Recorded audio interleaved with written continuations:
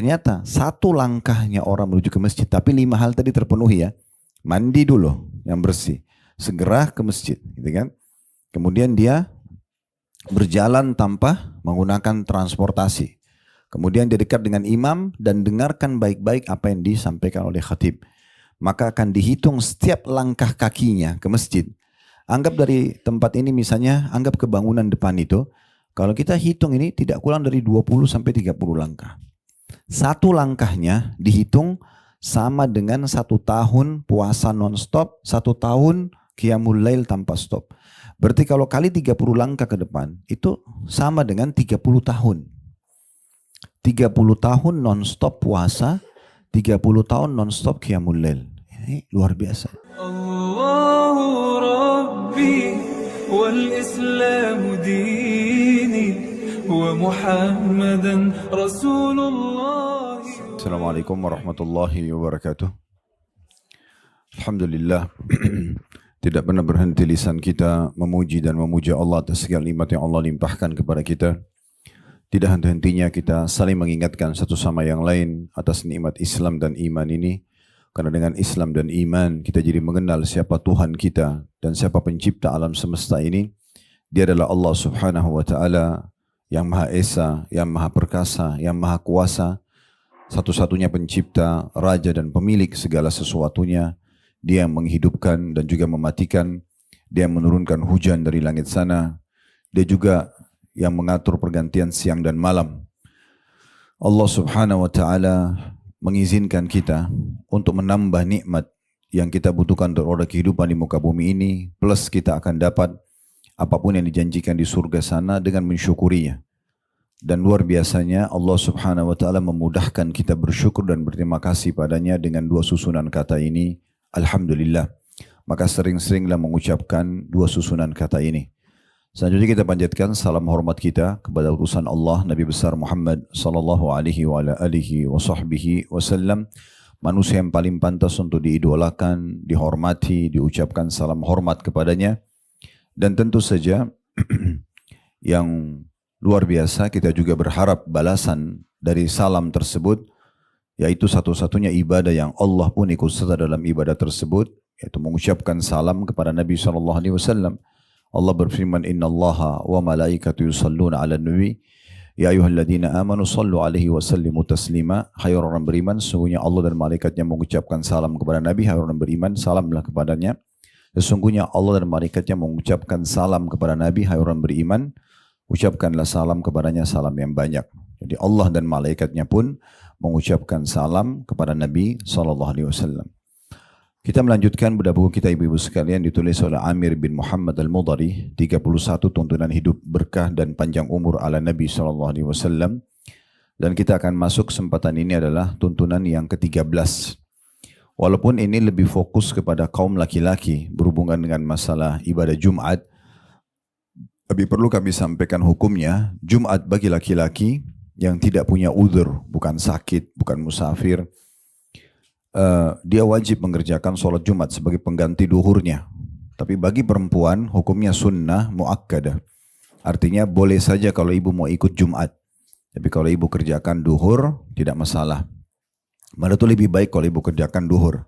Makanya kalau ibu lagi ada di Madinah, ibu temukan Masjid Nabawi, dan juga di Mekah ibu temukan Masjidil Haram, tetap masih membuka peluang bagi wanita untuk hadir di sholat Jumat. Berarti tidak ada masalah ibu juga mempelajari hukum ini. Selain ibu bisa hadir sesekali, kalau memang tempatnya memadai, walaupun di negara kita masih asing ya untuk perempuan hadir Jumat, namun sudah saya bahasakan tadi kalau di Madinah dan Mekah itu diberikan peluang karena memang hukumnya dibolehkan. Atau kalau tidak, bukan kebutuhan ibu, ibu bisa sampaikan ke bapak, ke suami, ataupun ke anak-anak, ke saudara yang laki-laki agar jangan luput darinya Jumat. Seperti biasa saya akan bacakan dulu apa yang ditulis oleh penulis, baru kita panjang lebar masuk menjelaskan tambahan ilmunya. Di halaman 46, di poin ke-13, salah satu yang membuat umur panjang, amal-amal soleh bertambah banyak dan berlipat adalah berhias dengan adab-adab pada hari Jumat. Kata penulis, Anda dapat menambah kebajikan dengan cara menghias diri dengan sebagian adab-adab pada hari Jumat. Seperti misalnya dari hadis Aus bin Abi Aus radhiyallahu anhu bahwa Rasulullah sallallahu alaihi wasallam bersabda, "Man gassala yaumal jum'ati waqtasal thumma bakkara wabtakar wa masya wa lam yarkab wa dana minal imami wastama'a wa ansat wa lam yalghu kana lahu bi kulli khutwatin yakhtuha min baitihi ila al masjid amalu sana ajru siyamiha wa qiyamiha." Artinya, kata Nabi SAW, barang siapa yang mandi pada hari Jumat, kemudian bersegera berangkat ke masjid, berjalan kaki tanpa berkendaraan, dekat dengan imam, maksudnya di saf awal, lalu ia menyimak khutbah dengan baik dan tidak berkata yang sia-sia, tidak ngobrol pada saat khatib sudah naik di atas mimbar, maka ia akan mendapatkan penilaian pada tiap-tiap langkah dia menuju ke masjid, amalan 1 tahun, yaitu pahala puasa dan juga qiyam atau sholat malamnya. Ada footnote di bawah diriwayatkan oleh ahli sunan. Artinya Abu Dawud, Tirmidzi, Ibnu Majah, An-Nasai meriwayatkan hadis ini. Coba ibu renungi ya, sama-sama hadis ini luar biasa ini. Memberikan pelajaran pertama kepada kita bagaimana Islam peduli sekali agar seorang muslim dan muslimah selalu memperhatikan masalah kebersihan dan kerapiannya. Apakah itu merawat badan yang Allah amanahkan agar kita pakai selama kita hidup di muka bumi ini. Kita sudah tahu dengan menggosok gigi, dengan mencuci rambut, ya, pakai sampo, mungkin kita pakai vitamin, apalah untuk rambut kita perawatannya. Begitu juga dengan kulit, begitu juga dengan makanan yang dimasukkan ke dalam tubuh. Harus selalu halal yang dibolehkan dan thayyibah, berkualitas. Intinya kita disuruh merawat semua itu, plus lagi selain jasad juga rohani kita. Dengan memperbanyak zikir kepada Allah, bersyukur, bertawakal. Ya, ini semuanya berarti menandakan 2 komponen tubuh kita ini, jasadnya dan ruhnya, dua-duanya disarankan dan ditekankan untuk selalu dirawat. Allah Subhanahu wa taala mendatangkan kepada kita rasa gerah supaya kita terganggu dengan itu dan kita mau mandi. Dan terbukti setelah kita mandi, kita merasa lebih segar.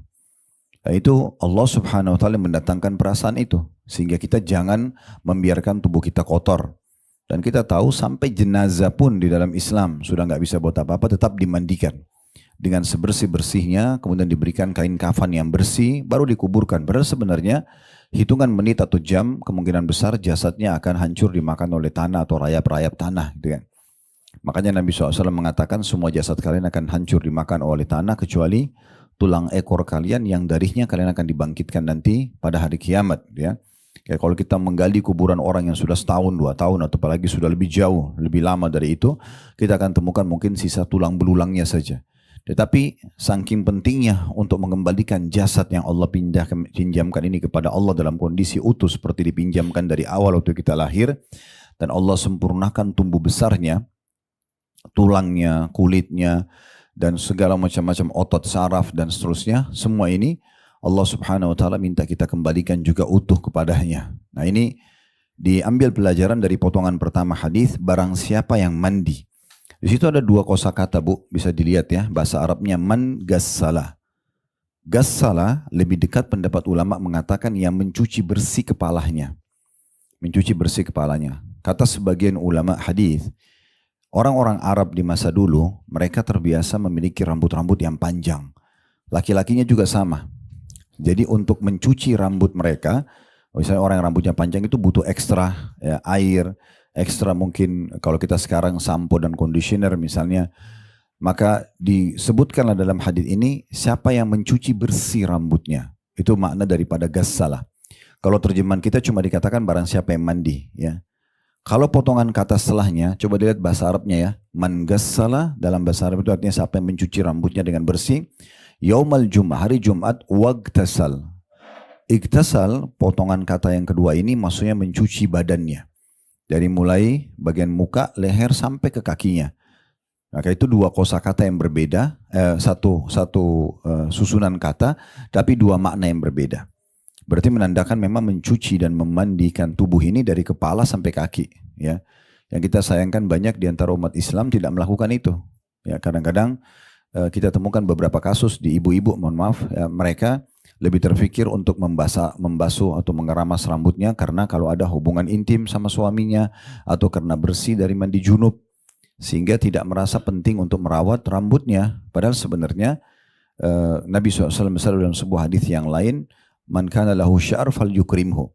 Siapa yang Allah karuniai rambut, maka dia harus muliakan rambut itu. Maksudnya merawat dan menatanya dengan baik gitu ya.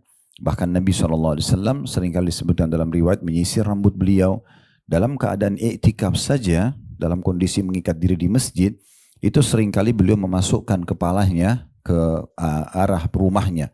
Karena rumah Nabi SAW, yang tepatnya rumahnya Aisyah, itu dempet dengan masjid dan ada pintu yang menyambung antara rumah beliau dengan masjid. Sehingga kalau beliau lagi itikaf, karena itikaf mengikat diri di masjid 10 terakhir Ramadan, maka beliau seringkali karena ingin merawat rambutnya, memasukkan kepalanya, membiarkan Aisyah menyisir rambutnya.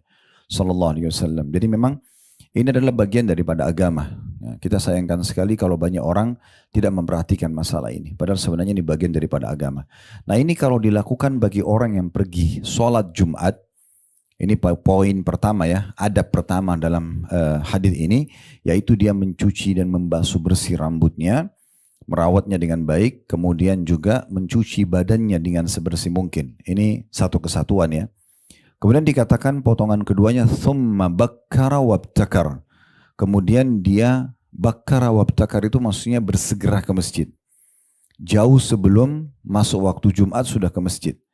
Ini ada tentu hadis lain yang menguatkan itu. Siapa yang datang di awal waktu Jumat, pahalanya sama dengan berkurban seekor unta. Siapa yang datang waktu kedua, seperti orang berkurban dengan seekor sapi. Siapa yang datang di waktu ketiga, seperti orang yang berkurban di jalan Allah dengan seekor domba jantan yang bertanduk. Siapa yang datang di waktu keempat, maka dia seperti berkorban dengan seekor ayam. Dan siapa yang datang beberapa saat sebelum khatib naik di atas mimbar, maka sama dengan berkorban dengan sebutir telur. Kalau khatib sudah naik di atas mimbar dan sudah mulai khutbahnya, maka malaikat akan menutup buku-buku amal dan tidak lagi mencatat setelah itu. Artinya tetap kalau orang datang telat, waktu khatib sudah khutbah Jumat, dia dapat pahala sholat Jumatnya tapi tidak dapat pahala sedekah. Nah ulama menjelaskan hikmah kenapa Nabi SAW tidak tentukan waktunya. Untuk mendapatkan unta itu jam berapa sih? Seperti sedekah unta. Untuk mendapatkan seperti sedekah sapi waktunya kapan? Kambing domba jantan bertanduk itu kapan, ayam kapan. Kalau telur disebutkan, telur itu beberapa saat sebelum khatib naik di atas mimbar, seperti ibu bersedekah satu butir telur saja. Maka ulama mengatakan diantara hikmahnya adalah karena Allah Subhanahu Wa Taala justru ingin memudahkan hamba-hambanya. Walaupun ada sebagian ulama mengatakan orang kalau mau dapat seperti sedekah unta, unta itu harganya mungkin antara 30 sampai 50 juta rupiah. Orang bersedekah seperti itu dia harus dari sholat subuh udah niat ke masjid tidak keluar sampai Jumat. Ada yang berpendapat begitu. Tapi ini pendapat. Ada juga yang berpendapat tidak. Hikmah Allah Subhanahu Wa Taala kalau dia datang masih awal-awal masjid masih kosong. Oke, kalau kita jam 10, jam 11 bisa kemungkinan dia dapat. Ya, dan kita tidak tahu berapa jedah dari unta ke sapi, sapi ke domba. Intinya sebenarnya bagaimana umat Islam peduli agar datang lebih cepat. Nah ini kadang-kadang kita sayangkan ada di antara kaum muslimin laki-laki, mereka sudah dengar panggilan dari masjid, ya, tapi mereka masih jalan santai, masih ngobrol, bahkan kadang-kadang sudah sampai di pelataran masjid masih ngobrol. Padahal sebenarnya anjurannya masuk ke dalam masjid agar mendapat doa. Karena Nabi SAW bersabda dalam hadis yang lain, Allah Subhanahu Wa Taala ya memerintahkan malaikat yang berdiri mencatat siapapun yang datang ke masjid di Jumat awal demi awal. Dan kalau khatib naik atas mimbar, maka dia akan menutup, malaikat ini akan menutup buku amalnya. Nah itu yang dimaksud adab yang keduanya di sini. Ya, artinya bersegera menuju ke masjid. Jadi ibu bisa ingatkan suami, ingatkan anak laki-laki gitu ya. Jangan sengaja menunda-nunda, nanti aja deh, kan belum tuh. Lebih baik ke masjid, tidak apa-apa, lebih cepat ya. Lebih cepat ke masjid, lebih bagus.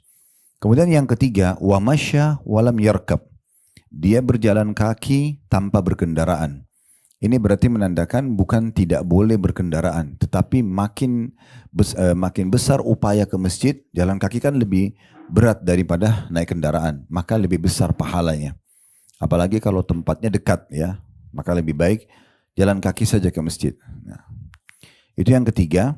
Yang keempat dikatakan dan wadana minal imam. Lalu dia mendekat dari imam. Nah ini juga sekaligus peringatan bagi banyak di antara kaum muslimin. Mereka masuk masjid malah duduk di belakang. Terutama kaum laki-laki ya. Harusnya masuk ke saf pertama. Masuk ke saf depan. Makin dekat dengan khatib atau imam, maka makin besar pahalanya. Sebagaimana kita dengarkan dalam hadis ini ya. Jadi saya ulangi, siapa yang mandi dengan bersih, siapa yang segera ke masjid, siapa yang berjalan dan tanpa kendaraan, dan siapa yang dekat dengan imam, itu yang keempat. Yang kelima, wastama'a wa ansat, lalu dia fokus mendengarkan khatib. Nggak tidur, nggak sibuk dengan handphone, ya. Khatib menyampaikan apapun didengarkan, walaupun terulang materinya. Misal kebetulan Jumat lalu seorang muslim sudah mendengarkan khutbah tentang takwa, tanpa disengaja Jumat depannya dia kebetulan ke masjid yang lain juga khatibnya membahas masalah takwa. Tidak masalah, materi itu terulang-ulang. Karena ilmu itu kalau makin terulang maka makin bagus. Dan bisa saja retorika seorang khatib dengan yang lainnya berbeda. Bisa saja ada tambahan kisah, ada tambahan ayat, dan paling tidak kita mendapatkan keutamaan majelis, ya, keutamaan majelisnya. Dan kita tahu khatib Jumat itu fungsinya, kenapa laki-laki yang diwajibkan datang sementara ibu-ibu cuma sunnah hukumnya, karena mereka pemimpin di rumah, pemimpin di masyarakat, perlu diberikan petuah-petuah peringatan untuk bekal 1 minggu ke depan. Begitu juga minggu depan dengar lagi untuk 1 minggu ke depan. Ya, itu disitulah dimotivasi mereka untuk tetap bertakwa sama Allah, menjaga ketaatan-ketaatan, meninggalkan maksiat gitu kan. Menjadi pemimpin yang benar di rumah tangganya, memberikan hak istri dan anaknya, perlindungan, pendidikan kepada mereka. Seperti itulah. Maka khatib Jumat memang harus menyampaikan khutbahnya yang dia niatkan untuk memberikan bekal 1 minggu ke depan minimal. Kalau bisa seumur hidupnya gitu kan. Nah seperti itulah. Makanya disuruh dengar dalam sebuah hadis yang lain, barang siapa yang memindahkan kerikil saja pada saat khatib sedang khutbah, maka dia telah laga. Laga itu telah menyanyiakan pahala Jumatnya. Nah kalau memindahkan kerikil aja nggak boleh, berarti sibuk dengan hal yang sia-sia tidak boleh. Termasuk megang handphone gitu kan. Dalam hadis yang lain, kalau ada orang yang berkata pada temannya, shh, dengarlah misalnya. Kalau khatib sedang khutbah, maka dia pun dianggap sia-sia. Jadi udah sibuk masing-masing dengan dirinya. Dari sini, kalau pindahin kerikil, negur orang aja nggak boleh, apalagi tidur. Kan gitu. Ya, karena sebagian muslim menjadikan khutbah Jumat kesempatan untuk tidur. Seakan-akan khatib datang untuk berdongeng untuk dia. Padahal sebenarnya khatib datang untuk memberikan peringatan agar tambahan imannya ada. Ini godaan syaitan. Kenapa nggak tidur di tempat tidur? Sudah ada tempatnya di rumah misalnya. Kenapa harus dipakai 20-30 menit yang harusnya dia meraih keutamaan, meraih ilmu, menambah imannya malah dipakai tidur. Itu waswas syaitan, gitu kan? Ini bagian yang kelima ya. Jadi kalau ibu bisa kasih angka di atasnya itu ya, potongan hadis. Potongan pertamanya itu man ghassala waqtasal, siapa yang mandi. Itu adab yang pertama. Yang kedua, bakkara wabtakar, segera ke masjid. Yang ketiga, masya walam yarkab, jalan dan tidak berkendaraan. Yang keempat, wadana minal imam, lebih dekat pada imamnya atau khatibnya. Yang kelima, wastama wa ansat walam yalghu, dia dengar, dia fokus tanpa melakukan hal yang sia-sia. Nah ini kalau 5 hal ibu sampaikan ke suami, ibu sampaikan ke anak-anak, atau ibu kebetulan lagi di Mekah sama Madinah, karena Masjid Madinah, Masjid Nabawi dan Masjid Mekah itu diberikan kesempatan, musola akhwat tidak diganti. Musola ibu-ibu tetap ada gitu kan. Di Masjid Nabawi seperti ibu sholat 5 waktu, pasti ibu bisa datang seperti menjalankan adab ini gitu kan. Karena di sana diberikan peluang. Di Masjid Haram juga sama. Bahkan saya pernah temukan di beberapa Jumat karena ibu-ibunya banyak banget yang hadir di Masjid Haram itu sampai sebagian tempat bapak-bapak diambil. Jadi kan karena diberikan kesempatan. Nah kalau ibu dan bapak melakukan 5 hal ini, mandi niat mandi Jumat sebersih mungkin. Kemudian segera datang ke masjid, jalan tanpa menggunakan kendaraan, kemudian dekat dengan imam dan dengarkan baik-baik apa yang disampaikan. Nah untuk di Masjid Haram Mekah dan Madinah itu ada aplikasi, ya program. Ibu kalau masuk di situ, ibu klik, ibu bisa dengar dalam bahasa Indonesia. Perlu ibu tahu, di Masjid Haram dan Masjid Nabawi itu ada satu ruangan khusus untuk terjemahan khutbah Jumat.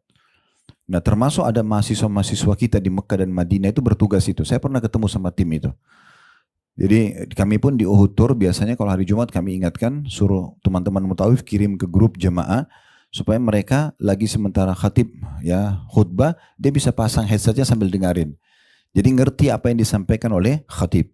Saya sempat tanya salah satu dokter kita, orang kita tapi dokter di Ummul Qura, beliau yang bertugas di Masjid Haram Mekah. Saya tanya, gimana caranya antum menerjemahkan? Dia bilang, seminggu atau 2 minggu sebelum khutbah Jumat jadwal khatib itu, misalnya Syekh Sudes, maka beliau sudah punya kewajiban menyerahkan naskah khutbahnya dan diterjemahkan ke berbagai macam bahasa, ke Indonesia, ke Inggris, ke Urdu. Jadi semua jemaah yang hadir di masjid bisa mendengarkan dalam bahasa masing-masing. Tapi tentu sudah bukan suara khatibnya, sudah suara penterjemahnya, tapi persis seperti apa yang sedang dibahasakan atau disampaikan oleh khatib tersebut. Ibu dan bapak juga kalau mengikuti TV kami, Ghazwa TV, saya namakan Ghazwa TV ya, atau di channel KHB Official, setiap Jumat kami juga selalu tayangkan itu di channel kami. Jadi kurang lebih kalau kita waktunya maghrib di Indonesia, karena beda 4 jam kan, di sana sekitar jam 12:30, kita berarti sekitar 4:30 ya, menjelang maghrib. Itu khutbah Jumat di Mekah sama Madinah, di TV kami ada, kami tayangkan itu live. Dan ada terjemahannya sehingga kita tetap bisa dengarkan. Intinya sebenarnya kita mendengarkan khatib, maka lihat keutamaannya ya. Kana lahu bi kulli khutwatin yakhtuha min baitihi ila al-masjid amalu sanatin ajru siyamiha wa qiyamiha. Maka setiap langkah dia menuju ke masjid, satu langkahnya itu akan dinilai sama dengan amal puasa 1 tahun dan sholat malam 1 tahun. Jadi sama ibu dan bapak puasa 365 hari non-stop, sama dengan sholat tahajud 365 hari non-stop. Ini sulit sekali untuk kita kerjakan, maksudnya puasa 1 tahun non-stop. Puasa sebulan Ramadan aja sudah penuh sekali rasanya. Gimana kalau 1 tahun non-stop kita puasa? Dan siapa di antara kita yang bisa mempertahankan sholat malam 365 hari nggak pernah bobol, nggak pernah ada alpanya? Ini luar biasa. Ternyata 1 langkahnya orang menuju ke masjid, tapi 5 hal tadi terpenuhi ya. Mandi dulu yang bersih, segera ke masjid, gitu kan? Kemudian dia berjalan tanpa menggunakan transportasi. Kemudian dia dekat dengan imam dan dengarkan baik-baik apa yang disampaikan oleh khatib. Maka akan dihitung setiap langkah kakinya ke masjid. Anggap dari tempat ini misalnya, anggap ke bangunan depan itu, kalau kita hitung ini tidak kurang dari 20 sampai 30 langkah. 1 langkahnya dihitung sama dengan 1 tahun puasa non-stop, 1 tahun qiyamul lail tanpa stop. Berarti kalau kali 30 langkah ke depan, itu sama dengan 30 tahun.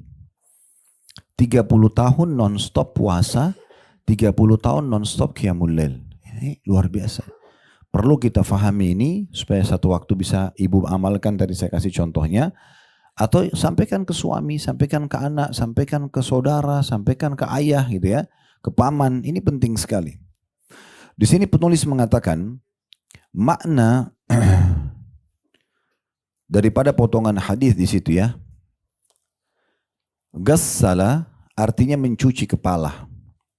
Diartikan pula ia menyetubui istrinya agar lebih dapat menahan pandangannya dari apa yang diharamkan pada hari itu. Yang dimaksud di sini, ghassala, kata penulis, kalau tadi kami sudah terjemahkan pendapat sebagian ulama adalah mencuci rambut dengan bersih. Penulis mengatakan bisa juga bermakna adalah mandi junub. Memang ada sebuah hadis tentang hari Jumat, siapa yang mandi di hari Jumat seperti mandi junubnya. Kata sebagian ulama, ini berarti menandakan disunnahkan untuk menggabungkan antara mandi junub dengan mandi Jumat.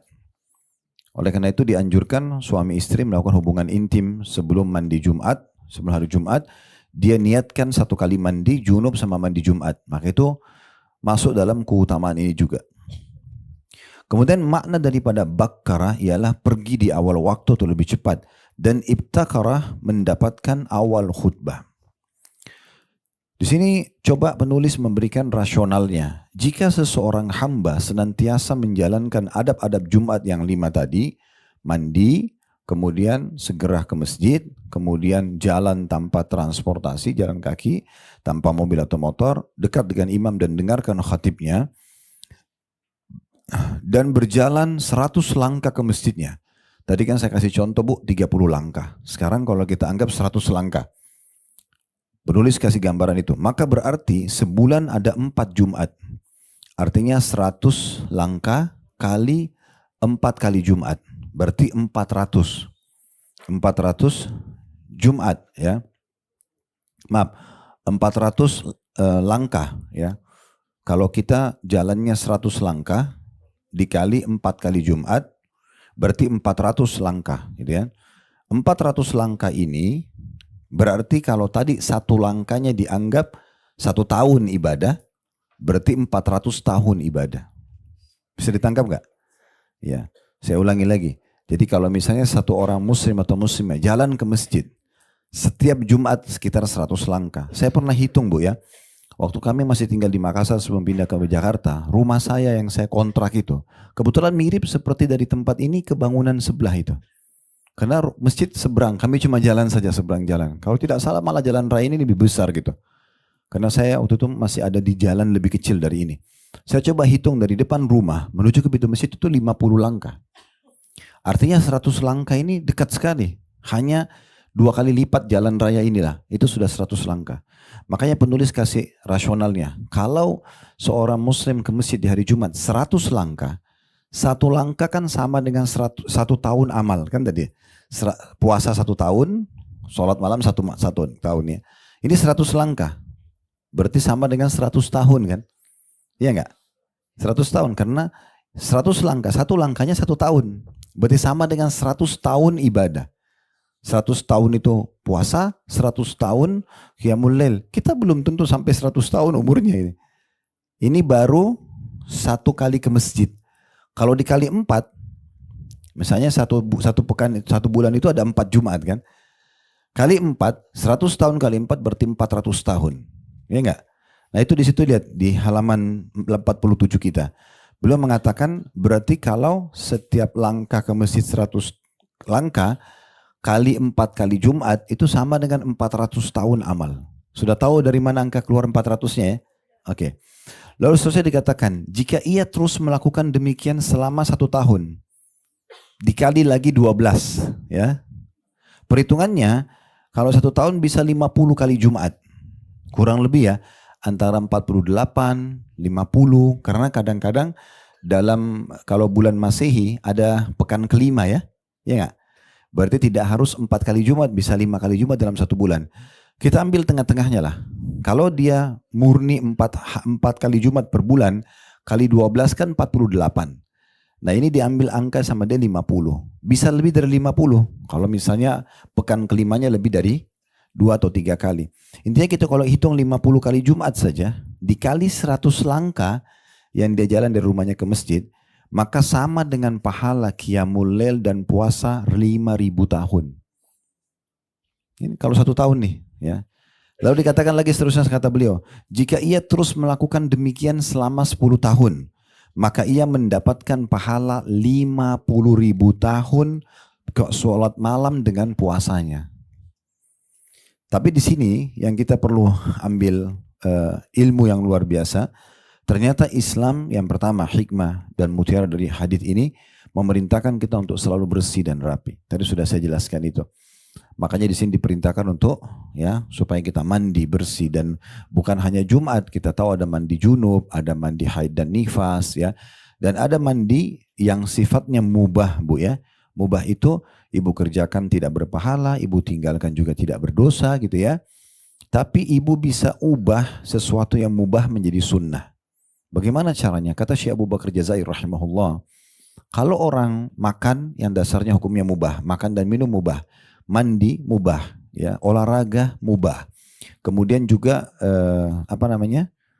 tidur mubah. Tapi semua ini kalau ibu niatkan untuk memberikan hak jasad, maka bisa jadi sunnah. Misalnya, ibu capek nih nanti malam ngantuk mau tidur. Orang semua tidur istirahat malam. Daripada ngantuk tidur tidur selesai. Itu hanya mubah saja. Artinya ibu udah dapat pahala, nggak ada dosa gitu kan. Nah ibu tidur istirahat memberi.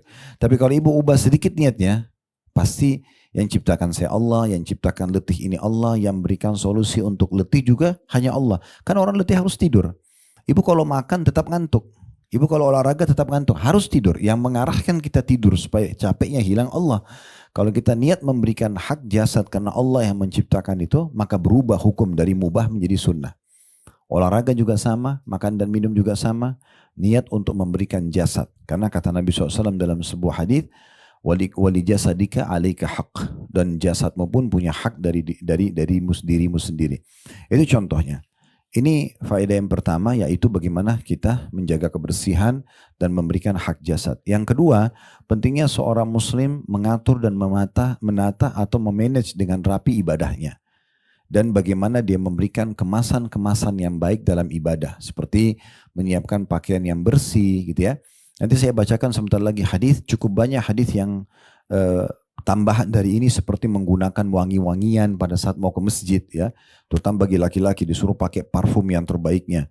Ada juga riwayat yang menyebutkan menggunakan minyak rambut. Minyak untuk membuat rambutnya rapi, tersisir gitu ya. Itu semua memilih baju terbaiknya. Nah ini berarti kemasan terhadap ibadah itu. Makin ibu kemas, maka makin ada ekstra pahalanya. Kalau masih ingat saya pernah kasih contoh. Ibu bangun tengah malam, misal terkaget jam 3:30. Masih ada waktu menjelang subuh. Ya udah, saya mau sholat deh. Ibu wudu, ibu pakai mukena yang ada. Maaf mungkin sudah seminggu nggak dicuci. Oke, misalnya ibu pakai saja. Ibu pikir saya di rumah, saya sendirian sama Tuhan saya. Sudahlah, mungkin sejadah juga belum dicuci misalnya. Kita sholat, berpahala. Tapi ada orang bisa meraih pahala ekstra. Gimana caranya? Dia dari malam, sebelum tidur sudah niat mau bangun sholat malam. Kata Nabi SAW, man hamma bihasanatin walam ya'malha kutiba lahu hasanatun kamilah. Siapa yang niat mengerjakan satu amal soleh. Kalau dia belum mengerjakan, baru niat. Ibu tidur, niat mau sholat tahajud.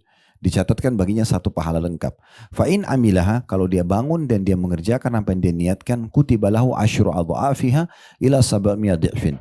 Dicatatkan baginya 10 kali lipat pahala sholat malam tadi, sampai 700 kali lipat, tergantung daripada kemasan dan ya bagaimana dia khusyuk dalam mengerjakan ibadah tersebut. Nah ini, kemudian ibu juga memang sudah menyiapkan mukena yang sudah dicuci bersih, sejadahnya dibubuhi minyak wangi misalnya, ibu sudah pilih surah-surah yang ibu mau baca, semua ini kemasannya akan mendapatkan ekstra pahala.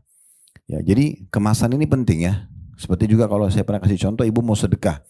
Beda sekali orang yang kebetulan jalan di jalan, lihat orang miskin, kemudian kesian ya, dikorek tasnya atau dompetnya, ada uang berapapun dikasih sama dia. Mau uang baru, mau uang lama, misalnya sudah lecek, atau misalnya jumlahnya berapapun yang ada yang sudah dikasih sama dia, mau 10 ribu, 50 ribu. Beda pahalanya dengan orang yang mengemasnya. Bagaimana mengemas? Memang ibu sudah sisipkan di dompet ibu, misalnya yang sebelah sini, ini uang-uang baru 100 ribu khusus untuk sedekah. Itu kan kemasan. Ibu jadikan target ini memang untuk sedekah yang terbaik. Justru yang dibayar di restoran, yang dibayar ke hutan lain, tidak masalah uang tua. Kasih ke orang miskin, karena itu di jalan Allah, kasih yang terbaik. Nah itu kemasannya, ada ekstra pahalanya. Kan begitu. Begitu seterusnya, semua ibadah ya. Kalau haji umrah, mencari perjalanan yang terbaik, yang ternyaman, itu diniat kemasannya. Apalah, semacam-macam. Ya, kita bisa tarik semua itu.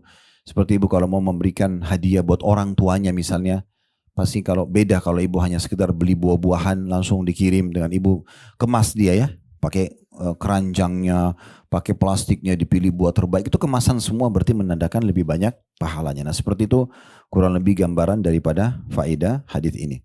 Baik, saya akan coba tambahkan informasi beberapa hadis yang bisa ibu dengarkan. Saya akan ambil dari kitab Sahih At-Targhib Tarhib. Buku ini bu, kami bedah setiap hari Jumat kurang lebih ya. Dia ada sekitar 6 jilid seingat saya buku ini.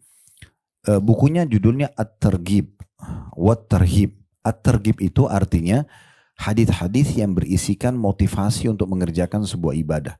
Semua ibadah bu pasti ada motivasinya, ada fadilahnya, keutamaan itu diringkas oleh para ulama hadis dengan At-Targhib. Kalau at-tarhib adalah semua hadis yang berisikan ancaman-ancaman atas dosa yang dikerjakan. Kalau ibu mau rajin buat satu ibadah, ibu cari at-targhibnya. Semua hadis-hadis yang memotivasi kita menjanjikan mendapatkan balasan apa ya.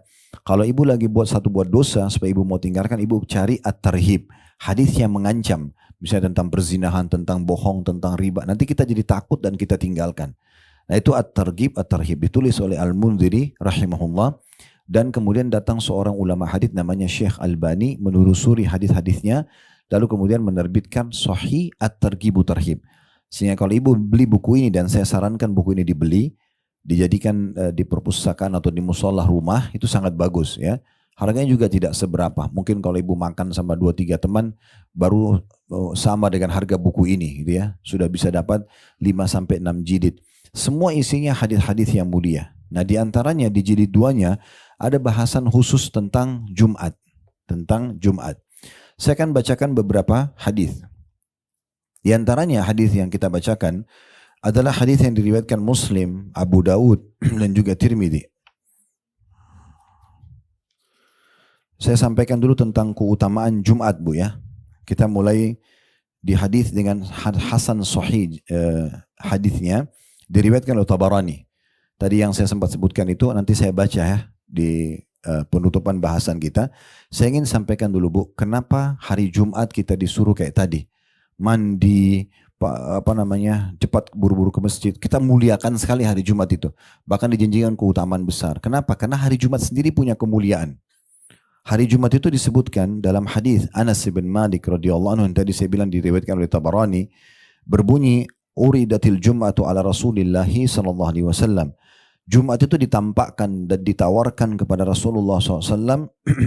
Jauh biha Jibril alaihissalam, yang dibawa oleh Jibril alaihissalam. Jibril datang menawarkan hari Jumat kepada Nabi SAW. Fi kaffihi kal mir'atil bayda.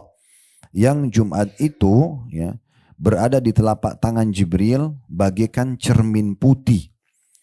Yang fi wasatiha kan nuqtatis sauda. Di tengah-tengahnya seperti ada titik berwarna hitam. Faqala ma hadi ya Jibril. Maka kata Nabi Muhammad SAW, apa ini wahai Jibril? Qala hadihil Jum'ah. Maka kata Jibril, ini adalah hari Jumat. Ya'riduha alaika rabbuk. Tuhanmu menawarkannya untukmu. Litakuna laka idan wali kaumika min ba'dik. Dan ini untuk menjadi hari raya untukmu dan juga untuk umatmu. Lalu dikatakan walakum fiha khair, dan hari Jumat itu banyak sekali kebaikan yang kalian bisa dapatkan. Takunu antal awwal wa takunul yahud wan nasara min ba'dik. Yang ditawarkan pertama adalah kamu hai Muhammad. Kalau kau terima ya sudah, berarti untuk kamu sama umatmu. Kalau kau tidak terima, ini akan ditawarkan kepada Yahudi dan Nasrani, gitu ya. Lalu dikatakan wa fiha sa'atun la yad'u ahadun rabbahu fiha bi khairin huwa lahu qusim illa a'tah. Dan di hari Jumat itu ada waktu pasti jika seseorang berdoa kepada Rabb-nya di waktu yang sudah dijanjikan diterima dengan kebaikan dia minta kecuali akan diberikan untuknya. Au ta'udha min syarr, atau bisa menyelamatkannya dari keburukan. Illa atau ta'awwadha minasyarr, atau ta'awwadha min syarr tepatnya. Saya ulangi lagi, atau ta'awwadha min syarr, atau dia berlindung dari keburukan. Illa dufi'a anhu ma huwa a'zamu minhu, kecuali akan ditolakkan darinya keburukan tersebut atau yang lebih besar dari keburukan itu. Wa nahnu nad'uuhu fil akhirati yaumal mazid, dan kami akan memanggil hari Jumat itu dengan istilah hari tambahan. Maksudnya hari yang bisa menambah banyak amal saleh. Nah ini keutamaan Jumat yang pertama. Yang kedua adalah hadis riwayat Muslim, Abu Daud dan juga Tirmidzi dari hadis Abu Hurairah radhiyallahu anhu, bahwasanya Rasulullah SAW bersabda, khairu yaumin tala'at alaihi syamsu yaumul jum'ah fihi khulika Adam wa fihi dakhala al-jannah wa fihi ukhrija minha. Sebaik-baik hari di mana matahari terbit padanya adalah hari Jumat. Padanya lah hari Jumat itu Adam diciptakan, padanya juga hari Jumat Adam itu dimasukkan ke dalam surga, dan pada hari Jumat juga dia dikeluarkan dari surga. Dalam riwayat lain, Ibnu Khuzaimah meriwayatkan dalam sahihnya, kata Nabi SAW, "Ma tala'atis syamsu wala gharabat ala yaumin khairi min yaumil jum'ah." Ketahuilah tidak ada hari yang mana matahari terbit dan terbenam lebih baik daripada hari Jumat. Hadanallahu lahu. Allah telah berikan petunjuk kepada kita untuk memilih Jumat itu sebagai hari raya. Wa dhallan nasu anhu. Dan banyak manusia yang luput untuk mendapatkannya. Fannasu lana fihi taba'. Sesungguhnya orang-orang ikutin kita pada hari Jumat. Fahuwa lana, itu adalah milik kita. Walil Yahudi yaumus sabt, Yahudi memiliki hari Sabtu sebagai hari raya. Walil Nasara yaumul Ahad, dan hari orang-orang Nasrani memiliki hari Ahad. Inna fihi la sa'atan la yuwafiquha mu'minun yusalli yas'alullah syai'in illa a'ta. Dan di hari Jumat ada waktu di mana kalau seorang muslim lagi sholat dan berdoa, lalu dia mohon kepada Allah, kecuali pasti akan diijabah. Dalam hadis yang lain, kata Nabi SAW, hadis riwayat Abu Daud dan An-Nasai, dengan sanad yang sahih, inna min afdali ayyamikum yaumal jum'ah. Sesungguhnya hari-hari kalian yang paling baik dan mulia adalah hari Jumat. Fihi khulika Adam, pada hari itu diciptakan Adam. Wa fihi qubit, dan pada hari itu juga diwafatkan Adam. Wa fihi nafkhah, hari Jumat terjadi kiamat. Wa fihi sa'qah, hari kiamat terjadi tiupan sangkakala. Kemudian di hari Jumat juga terjadi kematian massal. Jadi pada setiap sangkakala kan semuanya mati, kecuali yang Allah izinkan. Fa'akthiru alayya minas salati fi, maka hari Jumat berbanyak salawat kepadaku. Fa inna salatakum ma'rudatun alayya, kata Nabi SAW, karena salam yang kalian sampaikan untukku akan disampaikan kepadaku. Qalu wa kaifa tu'radu salatuna alayka wa qad aramt. Para sahabat mengatakan, ya Rasulullah, bagaimana salam kami bisa sampai kepada anda sementara anda sudah mati, masuk ke tanah. Dan makna aramt artinya kamu sudah hancur dengan tanah. Kemudian faqala, kata Nabi SAW, inna Allah jalla wa'ala harrama ala al-ardi an ta'kula ajsamana. Ketahuilah bahwasanya Allah yang maha mulia dan maha tinggi mengharamkan bumi untuk memakan jasad kami. Maksudnya para nabi-nabi. Jadi nabi-nabi itu utuh jasadnya. Hadis yang lain, ya, jasad Nabi dan semua Nabi Muhammad SAW dan Nabi-Nabi lain itu utuh di kuburannya. Kemudian hadis selanjutnya, hadis riwayat Ibnu Khuzaimah dengan sanad hasan, kata Nabi SAW, la tatlu asy-syamsu wa la taghrubu ala afdal min yaumil jum'ah. Tidak akan pernah ada hari di mana matahari terbit dan terbenam lebih baik daripada hari Jumat. Wa ma min dabatin illa wa hiya tafza'u yaumil jum'ah. Dan tidak ada hewan melata kecuali mereka takut, ya, kalau hari Jumat tiba. Karena ada hadis yang menyebutkan kiamat tidak terjadi kecuali di hari Jumat, itu ya. Illa hadzaini tsaqalain al-jinn wal ins. Kecuali dua makhluk ini, jin dan manusia, mereka tidak takut karena mereka tidak menyadari masalah itu. Tapi semua hewan, semua makhluk Allah yang lain itu hari Jumat mereka takut karena mereka tahu itu hari Jumat. Sebagian riwayat menyebutkan, wa ma min dabati illa wa hiya musikhatun yaumil jum'ati min hini tusbih hatta tatlu asy-syams syafaqatan minas sa'il al-ins wal jin. Dan tidak ada binatang melata kecuali ia mendengar dengan seksama pada hari Jumat sejak pagi tiba sampai matahari terbit, karena takut hari kiamat, kecuali jin dan manusia. Maksudnya semua hewan-hewan, semua makhluk selain jin dan manusia itu memasang baik-baik kupingnya kalau sudah masuk pagi. Subuh sampai terbit matahari. Tunggu, ditiup sangkakala enggak? Tiup sangkakala berarti kiamat, kecuali jin dan manusia. Yang lain semua pada ketakutan. Karena hari ini ada hari yang mulia, diciptakan Adam, dimasukkan surga, dikeluarkan dari surga, diwafatkan, gitu ya. Hari yang terbaik sepanjang penciptaan langit dan bumi ini, dan juga tidak terjadi kiamat kecuali hari Jumat. Ini luar biasa. Kemudian hadis yang lain juga, hadis riwayat Tabarani, kata Nabi SAW, tuhsyarul ayyamu ala hayatiha. Hari-hari akan dibangkitkan sesuai dengan bentuknya. Nanti hari kiamat kita akan diperlihatkan bagaimana wujudnya hari Sabtu, hari Ahad, hari Senin. Kita lihat wujudnya. Sekarang kita cuma tahu, oh ini hari Senin. Kita tidak tahu wujudnya seperti apa. Di hari kiamat nanti akan ditampakkan kita. Ini loh, Senin itu ini, Selasa itu ini. Dikatakan, wa yuhsyar yaumul jum'ati zahra'u munira. Khusus hari Jumat nanti akan dibangkitkan dalam keadaan putih bersih bersinar. Ahluha yahuffuna biha kal arusi tuhda ila khidriha. Ibaratnya para pemilik yang suka mengisi Jumat dengan ibadah-ibadah, mengiringi Jumat itu seperti pengantin diantar ke kamar pengantin. Yamshuna fi dawiha, mereka jalan dan berlindung di bawah sinar cahaya Jumat. Alwanuhum kathalji bayadan. Warna-warna mereka, baik Jumat ataupun yang orang suka memuliakan Jumat itu, warna mereka itu ibarat seperti salju. Dikatakan wa yakhuduna warihuhum kalmisk, dan bau mereka bau kasturi. Yakhuduna fi jibalil kafur, dan mereka masuk di dalam sebuah gunung yang wanginya wangi kafur, salah satu wangi-wangian di surga nanti. Yanzuru ilaihim tsaqalain, orang-orang jin dan manusia melihat kepada mereka.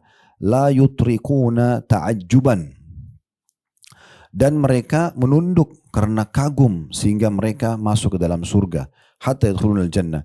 La yukhalituhum ahadun illa al-mu'adzinuna al-muhtasibun, dan tidak ada yang bercampur sama mereka kecuali para muadzin yang ikhlas semata mencari rahmat Allah. Ini karena kemuliaan Jumat. Hari kiamat nanti Bapak Ibu akan melihat Jumat wujudnya aslinya seperti apa, tapi dia bercahaya beda dengan hari-hari yang lain. Nah seperti itulah. Ini hadisnya, hadis Hasan. Kemudian hadis yang lain dengan sanad sahih diriwayatkan oleh Ibnu Majah. Kata Nabi SAW, "Adhallallahu tabaraka wa ta'ala ni Jum'ati fi man kana qablana." Sungguh Allah telah menutup Jumat untuk umat-umat sebelum kita. Kana lil Yahudi yaumus Sabt. Orang Yahudi akhirnya memilih hari Sabtu. Wal ahadu lin Nasara. Hari Ahad orang-orang Nasrani, makanya Sabtu Yahudi ibadah, Nasrani hari Ahad gitu ya.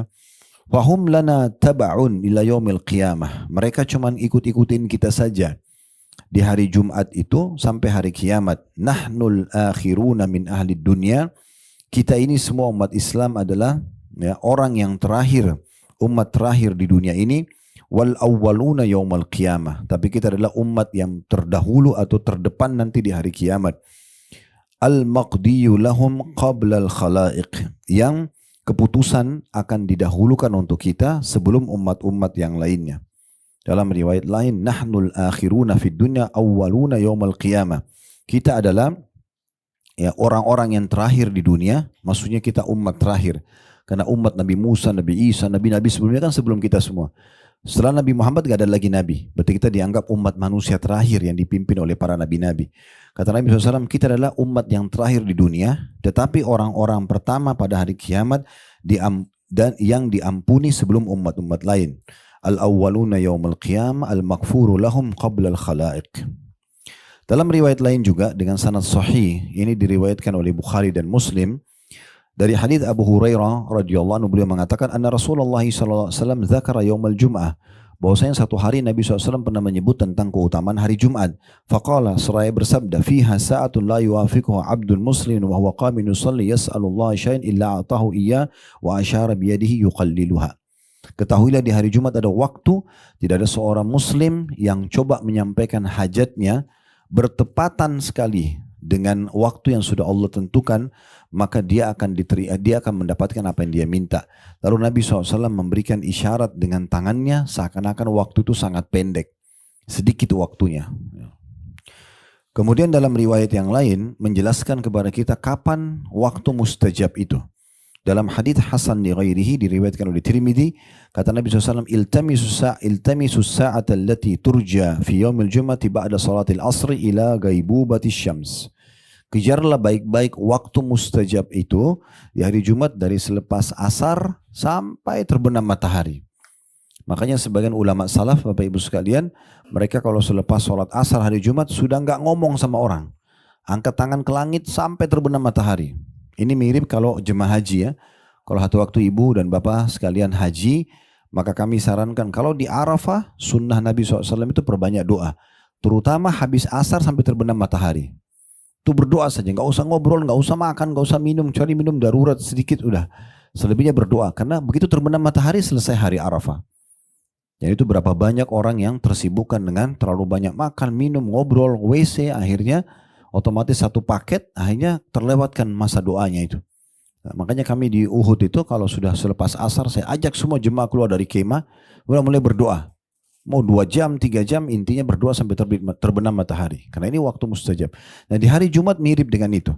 Jadi waktu mustajab yang tidak ada seorang muslim berdoa kecuali diijabah, itu kata Nabi SAW, kejar itu selepas asar sampai terbenam matahari. Nah ini termasuk yang disebutkan tentang keutamaan doa.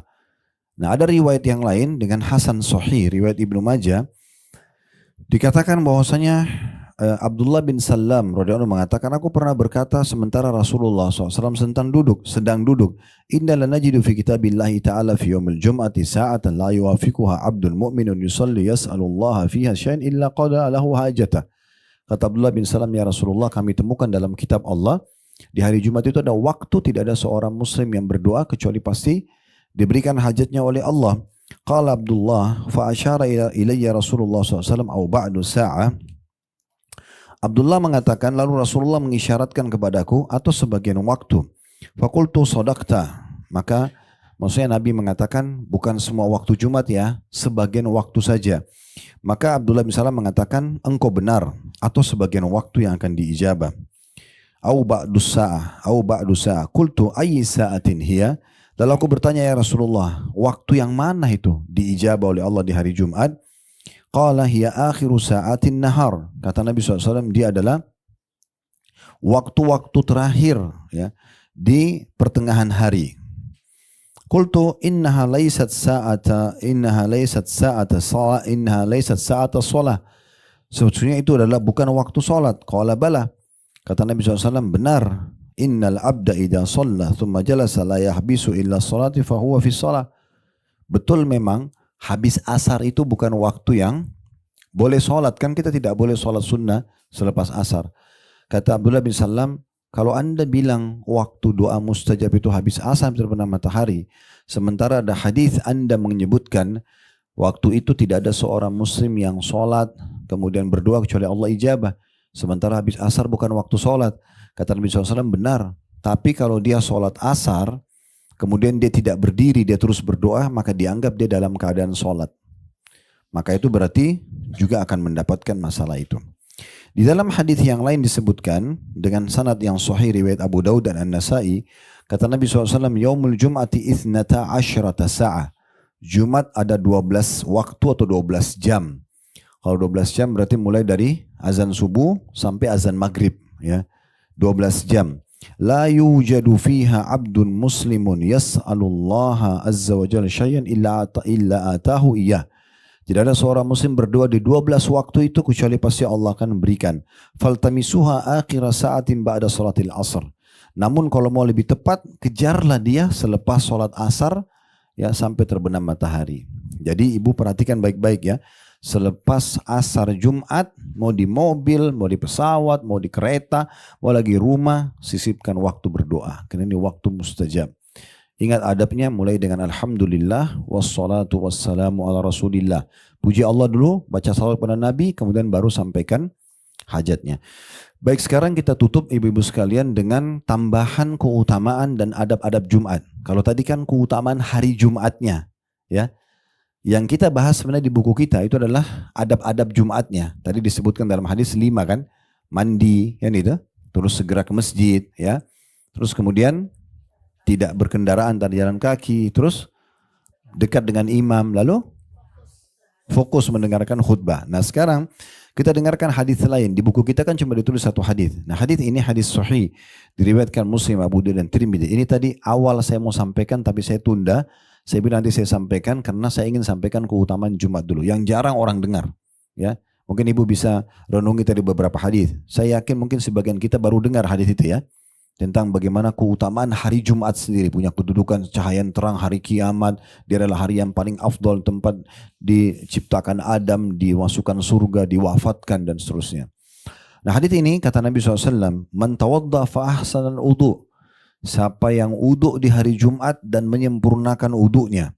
Thumma atal Jum'ata fastama' wa ansad. Lalu dia datang Jumat, hadir, lalu dia fokus dengarin apa yang disampaikan oleh khatib. Ghufira lahu ma baina wa bainal jum'atil ukhra wa ziyadatu 3 ayyam. Wa man massal hasa faqad laga. Maka kalau dia datang tadi di masjid dalam kondisi sudah beruduk, jadi artinya uduknya di rumah. Bukan uduk di masjid. Nah, ini banyak umat Islam datang antri uduk di masjid. Padahal sebenarnya sunnahnya uduk di rumah. Siapa yang uduk di rumah? Kalau tadi hadis yang kita sebutkan, dia mandi di rumahnya. Ini dia uduk. Kemudian dia datang masjid sebelum khatib khutbah. sehingga dia duduk lalu dia dengarkan baik-baik, ya. Bukan dia datang di pertengahan khutbah atau bahkan khatib sudah selesai gitu kan. Dia dengar. Kalau itu dilakukan saja, diampuni dosanya antara Jumat itu dengan Jumat setelahnya, tambah lagi 3 hari. Artinya pembersihan dosa 10 hari. Ya. Hanya dengan wudhu datang dan dengarin khutbah Jumat. Ya. Dan siapa yang memindahkan batu, maka dia telah menyia-nyiakan pahala Jumatnya. Ini hadis yang pertama. Hadis yang kedua, hadis yang sahih riwayat Muslim, kata Nabi SAW, as-salawatul khams, antara solat 5 waktu, subuh ke duhur, duhur ke asar, asar ke maghrib, maghrib ke isya, isya ke subuh lagi, begitu terus ya, pembersih antara solat 5 waktu, wal jum'atu ilal jum'ah, dari Jumat ke Jumat setelahnya, wa Ramadan ila Ramadan, dari Ramadan ke Ramadan setelahnya, mukaffiratun lima bainahunna idza syuribatil kabair, akan menjadi pembersihan dosa-dosa kecil di antaranya selama mereka meninggalkan atau seorang meninggalkan dosa besar. Jadi ada pembersihan dosa gitu ya. Kemudian juga ada keutamaan yang lain, yaitu hadis Nabi SAW. Ini melengkapkan bahasan kita tadi. Tadi kan di hadis yang kita baca di buku kita 5 adab ya. Sekarang ada tambahannya, pakai parfum. Ya, apalagi laki-laki ke masjid. Bahkan laki-laki disuruh pakai parfum yang mencolok baunya. Kalau perempuan kan dianjurkan pakai yang soft gitu ya. Kata Nabi SAW, parfum yang terbaik bagi laki-laki adalah warnanya lembut tapi baunya kuat. Kalau perempuan justru warnanya yang gelap, ya, maksudnya dia tidak soft gitu warnanya tapi baunya malah lembut gitu ya. Itu pun ibu lakukan pakai di depan suami, depan anak-anak ya. Bukan dipakai untuk keluar kemana-mana. Nah kalau Jumat pun sama. Untuk ini hadis tentang laki-laki, lebih kepada laki-lakinya. Kalau ibu mungkin dicukupkan dengan mandi bersih, sudah pakai sampo, sabun, sebelumnya pakai roll on, oke lah gitu ya, pakai hand body mungkin ya. Kata Nabi SAW dalam hadis yang sahih diriwayatkan oleh At-Tabarani dan juga Ahmad, man iktasala yaumal jum'ah, siapa yang mandi dengan bersih pada hari Jumat, wa massa min tibi in kana indahu, lalu dia pakai parfum terbaiknya kalau dia punya, ya, dia pakai parfum, wala bisa min ahsani thiyabihi, lalu dia pakai baju terbaiknya, baju yang paling bagus dan dipakai pergi sholat Jumat. Thumma kharaja hatta ya'tiyal masjid, lalu dia keluar berjalan menuju ke masjid. Fayarka'u ma badalahu, lalu dia sholat yang dimudahkan untuk dia. Di sini maksudnya tahiyat masjid. Datang sholat tahiyat masjid. Walam yu'zi ahadan, dan dia tidak mengganggu siapapun. Di antara makna mengganggu adalah melewati pundak orang. Makanya kalau mau di depan datang lebih awal gitu kan. Kecuali ada tempat yang kosong, kita pamit baik-baik. Intinya kita tidak mengganggu orang lain. Karena umumnya orang kalau datang ke masjid lebih cepat. Mungkin ada orang yang mau baca surah Al-Kahfi, karena hari Jumat disunnahkan. Mungkin ada orang yang mau baca salawat, karena hari Jumat tersuruh tadi perbanyak salawat kepada Nabi SAW gitu kan. Dan seterusnya. Thumma ansata hatta yusalli. Lalu dia dengar baik-baik khatib sampai dia ikut sholat Jumat. Kana kafaratan lima bainaha wa baina Jumatil ukhra. Pembersihan itu akan jadi pembersihan dosa antara Jumat itu dengan Jumat sesudahnya atau Jumat lainnya. Dalam riwayat yang lain mirip-mirip dengan ini. Jadi riwayat ini ada tambahan tentang pakai parfum dan pakai baju terbaik ya. Berarti tadi yang kita sebutkan 5 di hadis kita, ini ada tambahan 2 lagi. Betul, sudah jadi tambah 7 kan adabnya itu ya. Hadis yang lain dengan sanad sahih diriwayatkan oleh Bukhari dan An-Nasai, kata Nabi SAW, la yaktasilu rajulun yawmal jum'ati wa yatahharu mastata' min tuhrin wa yaddahinu min duhnihi. Tidaklah seorang laki-laki mandi pada hari Jumat dengan sebaik-baiknya, bersuci semampunya. Maksudnya dia sebaik mungkin. Mandinya paling bersih, wudunya juga paling sempurna gitu ya. Kemudian dia mengolesi dirinya dengan minyak ya. Di sini minyak bisa rambut, bisa badan ya. Wa yamassu min tibi baitihi. Lalu dia pakai parfum lagi. Tubuhnya sendiri pakai. Biasanya orang-orang pakai minyak zaitun ya untuk melembutkan kulit segala macam. Itu plus di dalam di kulitnya yang sekarang adalah ditambah lagi dia semprot parfum dari rumahnya. Thumma yakhruju fala yufarriqu baina itsnain. Lalu dia keluar ke masjid tanpa memisahkan 2 orang yang sudah duduk. Dia enggak ganggu orang yang sudah. Dia cari tempat yang kosong gitu ya. Kemudian dikatakan summa yusalli ma kutiba lahu, lalu dia salat apa yang diperintahkan untuk maksudnya tahiyat masjid 2 rakaat. Summa yunsitu idza takallama al-imam, lalu dia fokus dengar waktu khatib menyampaikan khutbahnya. Illa ghufira lahu ma bainahu wa bainal jum'atil ukhra, kecuali jadi pembersihan dosa antara Jumat itu dengan Jumat yang lainnya. Lihat ya, mandi yang bersih, pakai baju yang paling bagus, pakai parfum, ya pakai minyak ya, untuk rambut dan badan. Semua ini bagus-bagus gitu ya. Nah, kemudian dia pergi ke masjid, dia dengarkan, ini menandakan memang ibadah itu harus dikemas begitu. Kalau ibu-ibu tadi saya bilang, kalau di rumah nggak masalah. Bukan hanya pakai parfum, saudaranya pakai parfum, menghadap kepada Allah secantik mungkin. Masa ibu kalau ketemu sama teman-temannya mau cantik depan Allah enggak gitu kan? Kayak harusnya kita malu dengan Allah, malah pakai mukena yang belum dicuci lah, ada sobek lah, sejadahnya kotor lah gitu ya. Saya yakin kalau sama teman-teman nggak mungkin ibu mau begitu. Nah, maksudnya semana Allah gitu ya. Harus kita lebih baik gitu ya. Kemudian dalam riwayat yang lain, riwayat An-Nasai kata Nabi SAW, "Ma min rajulin yatatahharu yaumal jum'ati kama umir." Tidak ada seorang laki-laki yang bersuci pada hari Jumat sebagaimana telah diperintahkan kepadanya. Maksudnya semaksimal mungkin mandi dan wudhu, pakai baju paling bersih, pakai parfum yang terbaik. Tsumma yakhruju min baiti hatta ya'tiyal jum'ah. Kemudian dia keluar dari rumahnya menuju ke Jumat. Wa yunsitu hatta yaqdiya salatah. Lalu dia dengarkan khatib sampai salat selesai, illa kana kafaratan lima qabla wa minal jum'ah. Kecuali pembersihan satu Jumat yang lalu. Jadi satu pekan jadi pembersihan dosanya. Dalam riwayat yang lain juga disebutkan kata Nabi SAW, kata Ibnu Abbas radhiyallahu anhuma, maaf saya pindah ke riwayat lain saja. Ya kata Ibnu Abbas, kata Abdullah bin Amr bin As tepatnya radhiyallahu anhuma, hadis riwayat Ahmad, kata Nabi SAW, man gassara waqtasala wadana wabtakar waqtaraba wastama' waqtaraba wastama' kana lahu bikulli khutwatin yakhtuha qiyamu sanatin wa siyamiha.